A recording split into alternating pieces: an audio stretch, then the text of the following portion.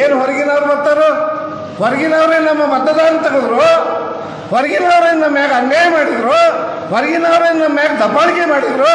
ಯಾರು ಮಾಡ್ಯಾರ? ನಮಗೆಲ್ಲ ಎಲ್ಲ ಒಳಗಿನವರೇ ಮಾಡ್ಯಾರ, ಹೊರಗಿನವ್ರೇನೂ ಮಾಡಿಲ್ಲ. ದಯವಿಟ್ಟು ತಿಳ್ಕೊರಿ. ನಮ್ಮ ಹೋಟೆಲ್ ಅಕ್ಕ ತೆಗೆದವರು ಒಳಗಿನವ್ರೆ, ನಮ್ಗೆ ಅನ್ಯಾಯ ಮಾಡಿದ್ರು ಒಳಗಿನವ್ರೆ, ನಮ್ಮನ್ನು ತುಳಿದವರು ನಮ್ಮ ಒಳಗಿನವ್ರೆ, ಹೊರಗಿನವರಿಲ್ಲ. ದಯವಿಟ್ಟು ಇದು ಒಳಗಿಂದ ಹೊರಗಿಂದ ಬಂದ್ರೆ ನೀವು ಜಾಗೃತ ಆಗಿ. ಅವ್ರು ಏನು ಬಂದ್ರೆ ದಂಡಿಗೆ ಇದು ಒಂದ ತೆಗಿತಾರೆ, ಇದು ಬಿಟ್ಟು ಬೇರೆ ಅವ್ರ ಕಡೆ ಏನೂ ಇಲ್ಲ.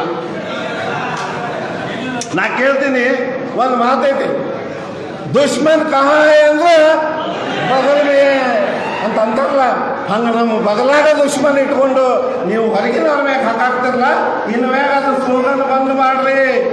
ಹೊರಗಿನವ್ರು ಒಳಗಿನವ್ರು ಅನ್ನಕ ನೀವೇನು ನಮಗೆ ಮಾಡಿರಿ? ನಮ್ಮ ಕ್ಷೇತ್ರಕ್ಕೆ ಏನು ಮಾಡಿರಿ?